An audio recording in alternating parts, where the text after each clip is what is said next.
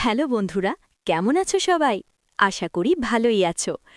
তো এপিসোডের শুরুতে আমাদের একটি লেডিকে দেখানো হয়, কিন্তু হঠাৎই আমরা একটি কণ্ঠস্বর শুনতে পাই যে বলে, শেষ পর্যন্ত আমি কোথায় এসে পড়লাম, আর আমার হাতটা এত ছোট কেন?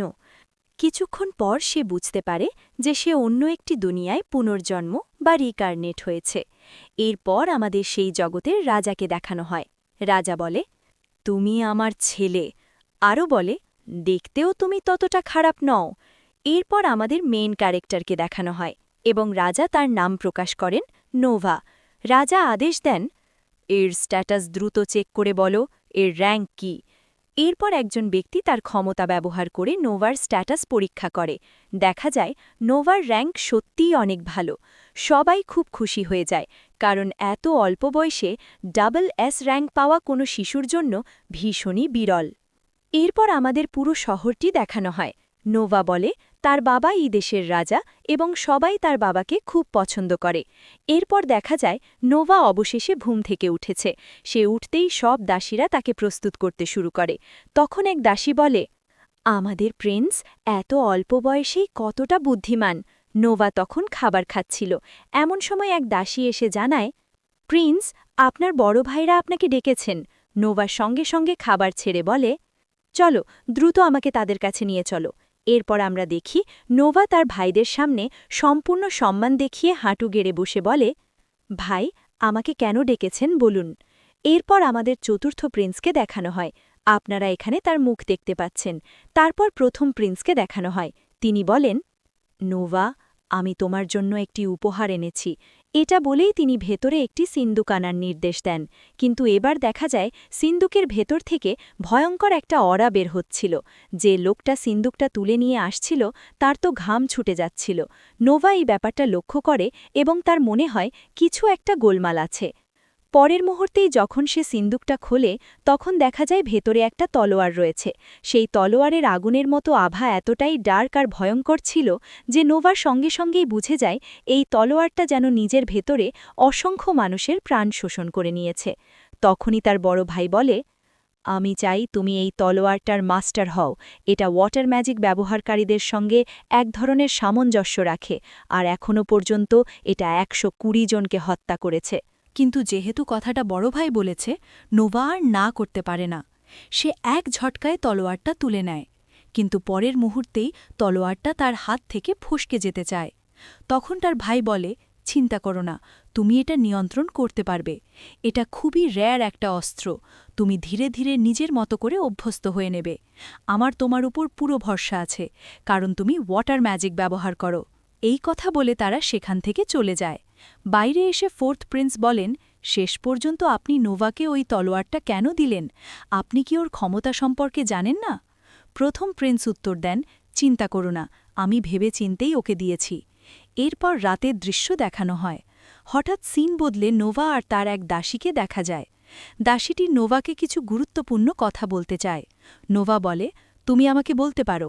কিন্তু দাসী বলে, কিছু না নোভা স্যার, পরে বলবো। নোভা জোর দিয়ে বলে, আমি বলেছি এখনই বলো, কি বলতে চাও? তখন দাসী পুরো সম্মানের সঙ্গে বলে, আমার মা যে শহর বা গ্রামে থাকতেন সেখানে বন্যা হয়েছে। আমার মায়ের কোনো খোঁজ নেই। আমি তাকে খুঁজতে যেতে চাই। নোভা সরাসরি না করে দেয়। সে বলে, না, তুমি যেতে পারবে না। তুমি তোমার মাকে এখানে নিয়ে এসো। আমি তাকে কাজ দেব, ভালো বেতন দেব, থাকার জায়গাও দেব। এই কথা শুনে বাসি খুব খুশি হয়ে যায় এবং নোভাকে গভীর সম্মানের সঙ্গে ধন্যবাদ জানায়। এরপর সে নোভাকে প্রস্তুত করতে শুরু করে। কিন্তু তখন নোভা তার বাটলারকে ডেকে বলে, আমার কথা মন দিয়ে শোনো, যে গ্রামে বন্যা হয়েছে আমি চাই সেই পুরো গ্রামটাই কিনে নিতে। বাটলার বলে, কিন্তু আমাদের কাছে এত টাকা নেই যে পুরো গ্রাম কেনা সম্ভব। নোভা মনে মনে হিসাব করতে শুরু করে, কত টাকা দরকার আর তার কাছে কত আছে। হঠাৎ তার মাথায় একটা আইডিয়া আসে। সে বলে, আমার বাবা যে জমিটা আমাকে দিয়েছেন সেটা বিক্রি করে দাও। বাটলার চিন্তিত হয়ে বলে, কিন্তু এতে রাজা মানে আপনার বাবা আপনার ওপর রাগ করতে পারেন। নোভা বলে, চিন্তা করো না, আমি নিজেই বাবার সঙ্গে কথা বলবো। এই বলে সে চলে যায়। বাটলার মনে মনে বলে, আপনাকে অসংখ্য ধন্যবাদ।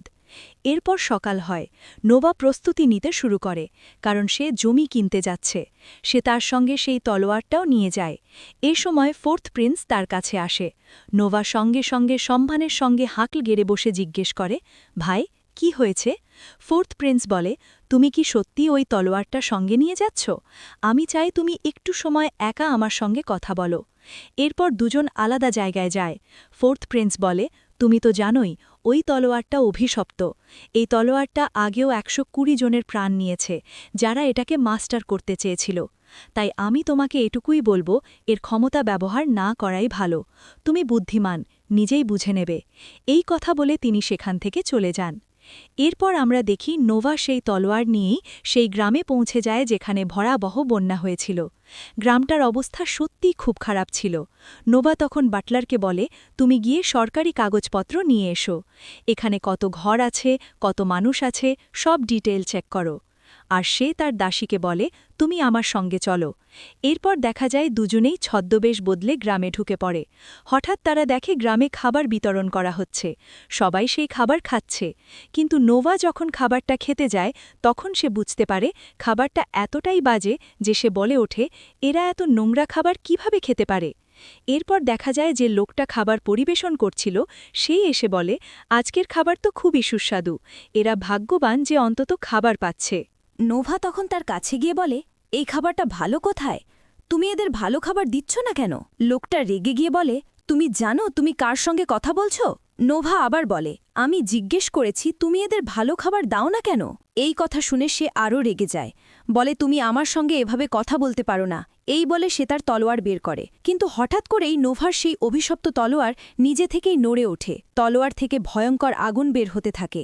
এতটাই যে নোভা সেটাকে ঠিকমতো নিয়ন্ত্রণ করতে পারছিল না। তবুও কোনো রকমে সে তলোয়ারটার ওপর নিয়ন্ত্রণ অর্জন করে এবং তার শক্তি ব্যবহার করতে শুরু করে। ঠিক তখনই সেই লোকটা নোভার ওপর আক্রমণ করতে এগিয়ে আসে। কিন্তু নোভা তলোয়ারটার ক্ষমতা পুরোপুরি জাগিয়ে তোলে এবং এক আঘাতে লোকটাকে দুটুকরো করে ফেলে। দৃশ্যটা ছিল ভীষণ ভয়ঙ্কর। এরপর বাকি যোদ্ধারা চিৎকার করে বলে, তুমি আমাদের লোককে মেরে ফেলেছ, একে ধরে ফেলো, একে ফাঁসি দেওয়া হবে। কিন্তু তখন নোভা তলোয়ার আর ওয়াটার ম্যাজিক ব্যবহার করে মাটিতে বিশাল এক আঘাত করে। ভয়ঙ্কর বিস্ফোরণ হয়। ধোঁয়া সরে গেলে দেখা যায় সেখানে একটা বিশাল গর্ত তৈরি হয়েছে। ঠিক তখনই সেখানে এক উচ্চপদস্থ ব্যক্তি এসে পরিস্থিতি পর্যবেক্ষণ করে। কিন্তু যখন তার চোখ নোভার ওপর পড়ে, সে সঙ্গে সঙ্গে তার সামনে হাঁটু গেড়ে বসে বলে, আপনি এখানে কি করছেন? সে গ্রামবাসীদের বলে, ১৩তম প্রিন্স স্বয়ং আপনাদের দেখতে এসেছেন। সবাই তার সামনে হাঁটু গেড়ে বসো। সব গ্রামবাসী প্রিন্সের সামনে হাঁটু গেড়ে পূর্ণ সম্মান জানায়। নোভা বলে, আমি চাই এই গ্রামের সব কষ্ট দূর করা হোক, এদের ভালো খাবার দেওয়া হোক, যাতে এরা সুস্থভাবে ভালো জীবন কাটাতে পারে। এই কথা শুনে গ্রামবাসীরা খুব খুশি হয়ে যায়, কারণ প্রিন্স সত্যিই তাদের কথা ভাবছে। এরপর দৃশ্য বদলে যায়। প্রথম প্রিন্সকে দেখা যায়। সে সবকিছু বুঝে যায় যে নোভা সেই অভিশপ্ত তলোয়ারটাকে নিয়ন্ত্রণ করতে শুরু করেছে। সে হালকা একটা হাসি দেয়। আবার দৃশ্য বদলায়। এবার রাজপ্রাসাদ। রাজা নোভাকে ডেকে বলেন, আমি তোমাকে যে জমিটা উপহার দিয়েছিলাম, শুনেছি তুমি সেটা বিক্রি করে একটা গ্রাম কিনে নিয়েছ। নোভা বলে, আমি জানি আপনি চাইলে আমাকে শাস্তি দিতে পারেন। রাজা বলেন, না, তুমি খুব ভালো কাজ করেছ। মানুষের বিচার করার ক্ষমতা তোমার আছে। এরপর তিনি বলেন, তোমার স্ট্যাটাস আবার চেক করো। একজন ম্যাজিক ব্যবহার করে নোভার স্ট্যাটাস পরীক্ষা করে। দেখা যায় তার র্যাঙ্ক এখন SSS। রাজা বলেন, তুমি দারুণ করছো, আশা করি ভবিষ্যতেও এভাবেই চলবে। নোভা বলে, বাবা, চিন্তা করবেন না, আমি সব সময় এভাবেই চলব। শেষ দৃশ্য বদলায়। দেখা যায় কোথাও একটা কনসার্ট বা অনুষ্ঠান চলছে। সবাই করতালি দিচ্ছে আর এক মেয়ে গান গাইতে শুরু করে। এইভাবেই এই এপিসোডটি শেষ হয়। তো বলো তো, এই এপিসোড বা সিরিজটা তোমাদের কেমন লাগলো? ভালো লাগলে ভিডিওতে লাইক দাও, চ্যানেল সাবস্ক্রাইব করো আর বেল নোটিফিকেশন অলে সেট করে দিও। ততক্ষণ পর্যন্ত বাই বাই।